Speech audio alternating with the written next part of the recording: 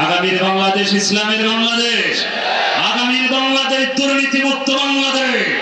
আমার একটু হাত তুলে আমার আল্লাহকে দেখা, ভালো করে দুই হাত উঁচু করে আমার আল্লাহর আরশের দিকে তাকায় দেখে বলেন, একটু হাত নাড়া দিয়ে দেন, আল্লাহ তুমি এই হাতগুলো কবুল করে না, জান্নাতি হাত হিসাবে তুমি কবুল করে না।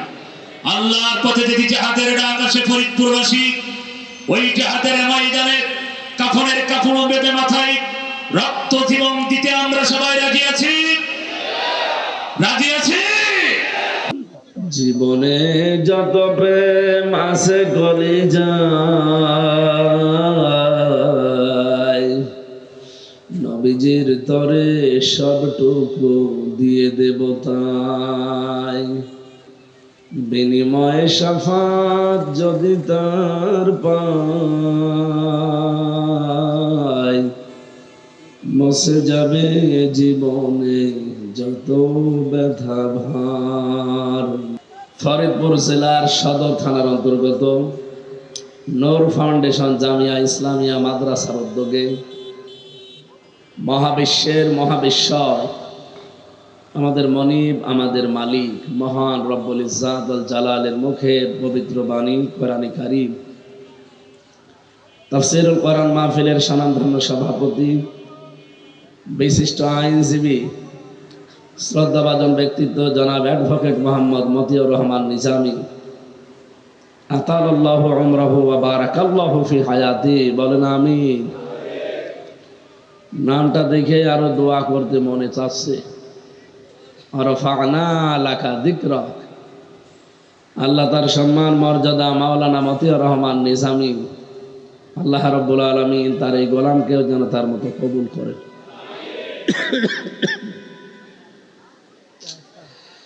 এতক্ষণ যারা আলোচনা রাখলেন ইসলামিক চিন্তাবিদ, শিক্ষাবিদ, মুফাসসিরে কোরআন, হাজার হাজার আলেমের উস্তাদ, কুষ্টিয়ার গর্ভ হাফেজ মাওলানা জুলফিকার আলী কুমারখালী, অধ্যাপক কুমারখালী ইসলামিয়া ফাজিল মাদ্রাসা কুষ্টিয়া।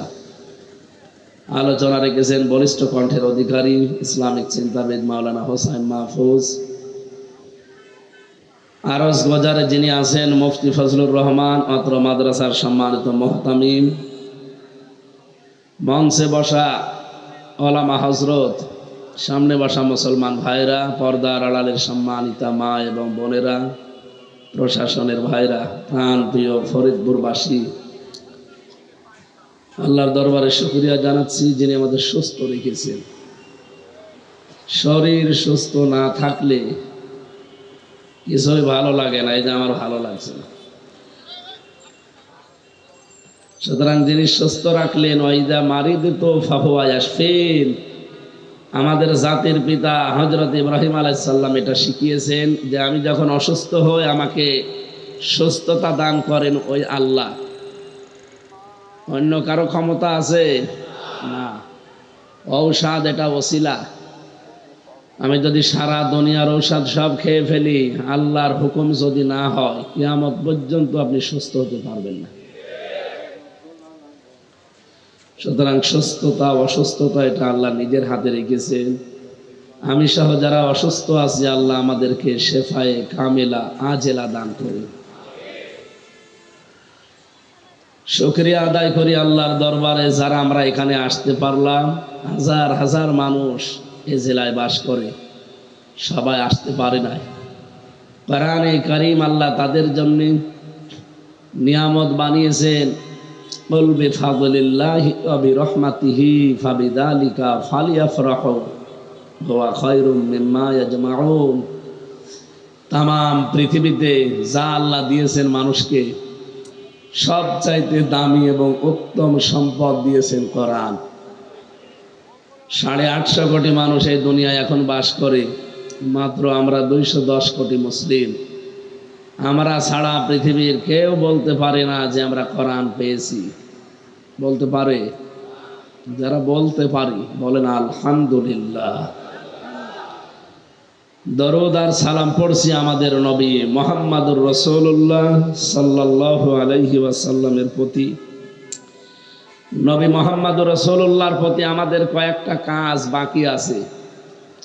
আমি পড়া কোরআন শরীফ থেকে প্রায় 33টা পেয়েছি, এখানে অন্তত 5টা বলতে চাই, শুনবেন না আপনারা? যেহেতু রজব মাস, এটা আজকের এই তারিখটাও এরকম, 26শে রজব, দিবাগত রাত চলছে 27। এই রাতেই বিশ্ব নবীকে আল্লাহ নিয়েছিলেন এই ধুলির ধরা থেকে একেবারে আরশ মহল্লা। আল্লাহ তাআলা বলেন, আল্লাযী বারাকনা হাওলাহু লিনুরিয়াহু মিন আয়াতিনা ইন্নাহু হুয়াস সামিউল বাসীর। যিনি তার বান্দার চারিদিকে বরকতময় করে দিয়েছিলেন, তার এই পুরা সফরটা ছিল বরকতময়। জিবরাইল সহ লক্ষ লক্ষ ফেরেশতারা তার সাথে এই সফরে সঙ্গী হয়েছিলেন। একটা দেশের প্রধানমন্ত্রী কোনো দেশে গেলে যেমন 20, 25, 100 জন সফর সঙ্গী থাকে, নবী মুহাম্মদ রাসূলুল্লাহর সাথে ছিল 70,000। এটা পৃথিবীর কেউ দেখাতে পারবে না। পুরাটা জায়গায় আল্লাহ তাকে পরিপূর্ণ বরকত দিয়ে নিয়েছেন। যেখানে যেখানে থেমেছিলেন প্রত্যেকটি জায়গায় তাকে নিদর্শন দেখিয়েছেন। লিনুরিয়াহু মিন আয়াতিনা, যেন আমি তাকে আমার নিদর্শনগুলো দেখাতে পারি। যেই দিন তিনি নিয়ে গেলেন ওই দিন থেকে আবার যেদিন দিয়ে গেলেন এই দিন পর্যন্ত একাধারে 27টা বছর সময় পার হয়ে গেছে। যেহেতু বিশ্ব নবীকে আল্লাহর সামনে একটা কল্যাণময় রাষ্ট্র হাতে দেবেন, নবীজি যেদিন হিজরত করেন ওই দিনই তাকে আল্লাহ এটা শিখিয়েছিলেন, মিল্লাদুনকা সুলতানান নাসীরা, হে আল্লাহ তোমার পক্ষ থেকে এমন একটা কল্যাণময় রাষ্ট্র আমাকে দান করো যার ভেতরে তোমার সাহায্য থাকে। আল্লাহ এই দোয়াটা কবুল করেছিলেন তার প্রতিফল দেওয়ার জন্যে 53 বছর বয়সে এই ধুলির ধরা থেকে নিয়ে গেছেন 27 বছরের সফরে। 14টা জিনিস তাকে দিয়েছিলেন, 27টা জিনিস তাকে দেখিয়েছিলেন। তাফসিরে হাক্কানি মুফাসসির লিখেছেন, বিশ্ব নবীকে আল্লাহ এই 27 বছরে কয়টা জিনিস দেখিয়েছেন? এটা ক্লাস চলছে, জবাব দেবেন। এমনি আজকে তো আর ওই অবস্থা নেই আমার। জবাব দিয়ে বলেন তো কয়টা জিনিস দেখিয়েছেন? 27টা। আরো জোরে বলেন। আসার সময় তাকে আল্লাহ রাব্বুল আলামিন 14টা কর্মসূচি দিয়েছিলেন, যে সামনে একটা রাষ্ট্র আপনি হাতে পেতে যাচ্ছেন। যেহেতু আমরা অলরেডি 53 বছর পার করে ফেলেছি, সামনে আমরাও একটা রাষ্ট্র হাতে পেতে যাচ্ছি। কথা বলেন না কেন? আরে যেটা মিলিয়ে যায় সেটা তো বলবেন, যেটা মেলে না সেটা আমি মিলিয়ে দেব। 2 এ 2 4 হয়, 2 এ 2 আমি 6 বানাবো ইনশাল্লাহ। না, অত বানানো যাবে না, 2 এ 2 অন্তত 4.5 বানাবো। হ্যাঁ, সুতরাং এই 14টা কাজ যদি আমাদের এই দেশেও এখন আমরা করতে পারি, যারা দায়িত্বে আছেন এখন থেকে শুরু করবেন, কারণ আজকেই সে রাত। কি এই 14টা কাজ যদি সত্যি আমরা এই দেশে করতে পারি, এটা একটা কল্যাণময় রাষ্ট্র হিসাবে পরিগণিত হবে ইনশাআল্লাহ। আমরা সে বিষয়ে কথা বলবো। এবার আলোচনা করছি নবীর প্রতি আমাদের কাজ 5টা। কয়টা? শুনতে এসেছেন কারা কারা দেখি হাত তোলেন তো। আন্দাজে হাত তুলবেন না ভাই, শেষ পর্যন্ত থাকা লাগবে ঘন্টা খানিক। দেখেন তো হাত তোলেনি কে? আওয়াজ মন মতো হচ্ছে না, রিভাব দেন। আলহামদুলিল্লাহ। আপনারা জানেন এটা মাত্র মাদ্রাসার মাহফিল। ওনারা বারবার পেছনে ওঠার সময় তাকিদ দিচ্ছিল যে 5টা মিনিট একটু সময় দেবে।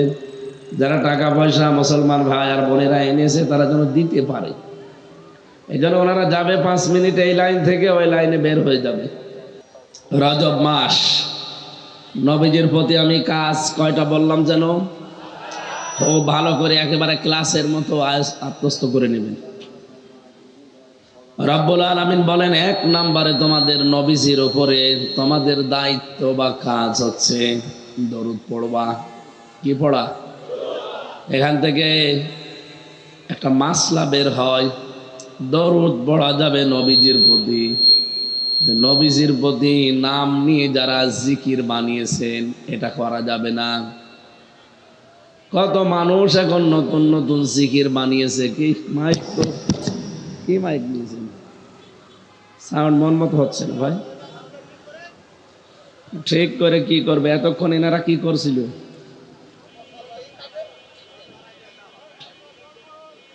জেলা শহরের মাইক নিবেন, ভালো মাইক নিয়ে আসবেন। কি ছাতা নিয়েছেন?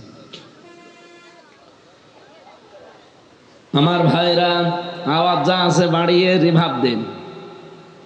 আর যদি না পারেন সামনে থেকে এরকম অনুষ্ঠানে আপনি মাইক দেবেন না, বুঝলেন? লক্ষ লক্ষ মানুষ আছে এখানে।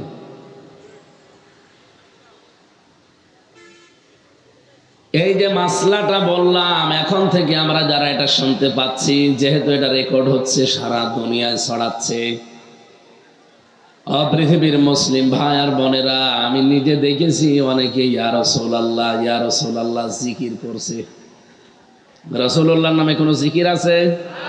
বলেন। জিকির হবে শুধুমাত্র কার নামে? আল্লাযীনা আমানু ওয়া তাতমাইন্নু কুলুবুহুম বিযিকরিল্লাহ, আলা বিযিকরিল্লাহি তাতমাইন্নুল কুলুব। সূরা রাদের 28 নম্বর আয়াতে আল্লাহ জানিয়েছেন, যারা ঈমানদার তাদের এই অন্তরটা প্রশান্তি লাভ করবে আল্লাহর জিকিরে। কেন আল্লাহ বলতে পারতেন না তাদের অন্তর প্রশান্তি হবে রাসূলুল্লাহর জিকিরে? রাসূলুল্লাহর জিকিরে আমাদের অন্তর প্রশান্তি হবে না। আমাদের অন্তর প্রশান্তি লাভ করতে পারে শুধুমাত্র একমাত্র কেবলমাত্র কার জিকিরে? কিন্তু জিকিরটা হওয়া লাগবে সহি, শুদ্ধ। এদেশে কত মানুষ তো জিকির করে, বিশেষ করে এই জেলায় বেশি। আলী বাবা, শাহ আলী বাবা, খাজা বাবা, দয়াল বাবা। আর এখানকার কিছু আল্লাহর ওলি আরো বিভিন্ন জায়গায় আছে, তারা আবার কেল্লা বাবা, ফতে বাবা। আমি যেগুলো বলছি প্রতিটি কথার পেছনে আমি দলিল বলছি, আপনি দরকার হয় রেকর্ডটা পরে শুনবেন। সূরা ফুরকান 19 নাম্বার পারার 4 নাম্বার পৃষ্ঠার 12 নাম্বার লাইনের 68 নাম্বার আয়াতের প্রথম অংশে আছে, ওয়াল্লাযীনা লা ইয়াদউনা মা'আল্লাহি ইলাহান আখার। রাব্বুল আলামিন বলেন, আমি আল্লাহর সাথে অন্য কাউকে তারা ডাকে না। আপনি জিকির করতে হলে শুধুমাত্র কার নামে করতে পারেন? এমনকি আল্লাহর নামের সাথে অন্য কাউকে আপনি জড়িয়ে দিতে পারবেন না, এ নিষেধ কার? শুধু আল্লাহ নিষেধই করেননি, ইউদাফু লাহুল আযাব। আল্লাহ বলেন, আমি ডবল শাস্তি দেব যারা দুনিয়াতে আমি আল্লাহর পাশাপাশি অন্য কোন নাম ধরে জিকির করে। সুতরাং আল্লাহ বাদে যদি কেউ আলী বাবা, খাজা বাবা, দয়াল বাবা, কেল্লা বাবা, ফতে বাবা বলে জিকির করেন, হয়তো মনে করছেন এ আর কি হবে না, ডবল শাস্তি হবে আপনার। আজকে থেকে এটা নিষিদ্ধ। কি কথা বলে দেখেন? এমনকি আল্লাহর নামকে আপনি উলট পালট করে পরিবর্ধন করেও ডাকতে পারবেন না, বাড়া কমা না, যেভাবে আছে ওইভাবেই। আপনি যদি জিকির করতে চান বলবেন সুবহানাল্লাহ, আলহামদুলিল্লাহ, লা ইলাহা ইল্লাল্লাহ, আল্লাহু আকবার।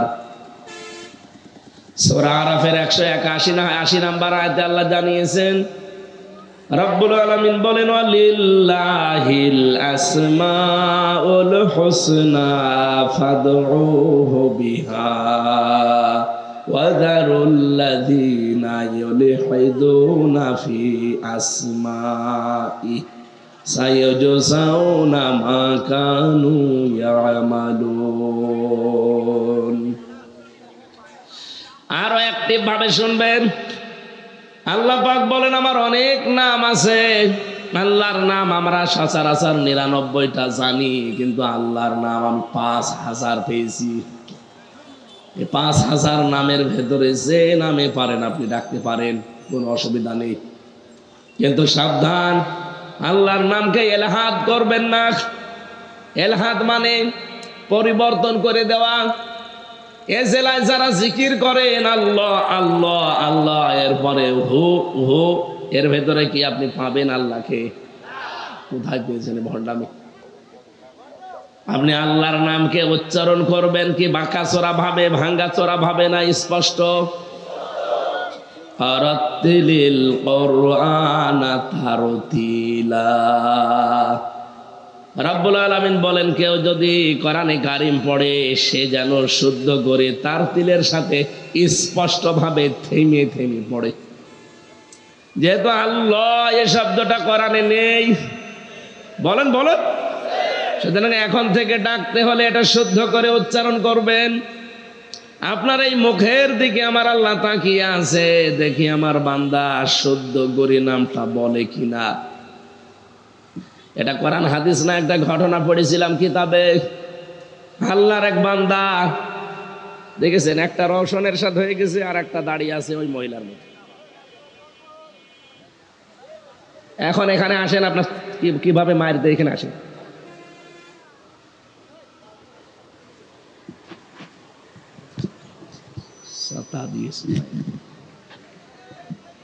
এখান থেকে যান,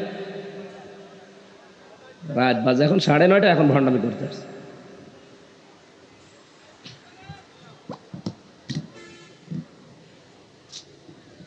এই হোসাইন আসে কি করতে গো? হ্যাঁ,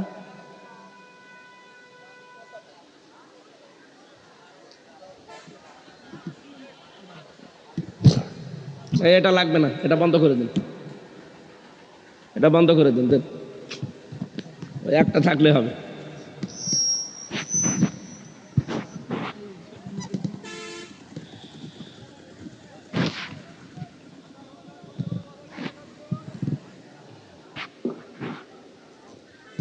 আওয়াজ বাড়িয়ে দেন।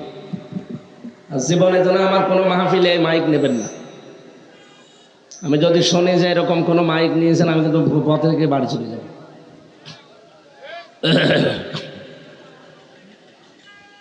সুবহানাল্লাহ আলহামদুলিল্লাহ লা ইলাহা ইল্লাল্লাহ সুবহানাল্লাহ আলহামদুলিল্লাহ। জবান খুলে পড়েন সুবহানাল্লাহ আলহামদুলিল্লাহ লা ইলাহা ইল্লাল্লাহ লা ইলাহা ইল্লাল্লাহ মুহাম্মাদুর রাসূলুল্লাহ। ফরিদপুর বাসে ক্লাস চলছে, ক্লাসের মতো করে কথাগুলো আপনি আয়ত্ত করে নেবেন। আমি যে কথা তুলেছিলাম, আল্লাহর নামকে আপনি এলাহাদও করতে পারবেন না। আমি যা বলছি এগুলো এমনি এমনি বলা দরকার বলি, আপনি শোনা দরকার শোনেন, বিষয়টা এমন না। আল্লাহর নির্দেশ, জিকির করা লাগবে। বলেন তো শুধুমাত্র কার নামে? এমনকি তার নামকে আপনি এলাহাদ মানে পরিবর্তন করতেও পারবেন না। সুতরাং এই দেশে হয়তো অনেকে বুঝে হোক না বুঝে হোক, ওই ভণ্ড পীরদের প্রতারণায় খপ্পরে পড়ে তারা জিকির নতুন নতুন বানিয়েছেন। আপনি ভুল পথে আছেন। ওদেরকে যদি আপনি জিজ্ঞাসা করেন যে দলিল বলেন, ওদের দরবার নষ্ট হয়ে যাবে, দলিল পাবে না। তাহলে আজকে থেকে জিকির শুনলাম, আযকুর রাব্বাকা ফি নাফসিকা তাদাররুআন ওয়া খিফাতান ওয়া দুনাল জাহরি মিনাল কওলি বিল গুদুবি ওয়াল আসাল ওয়া লা তাকুম মিনাল গাফিলিন।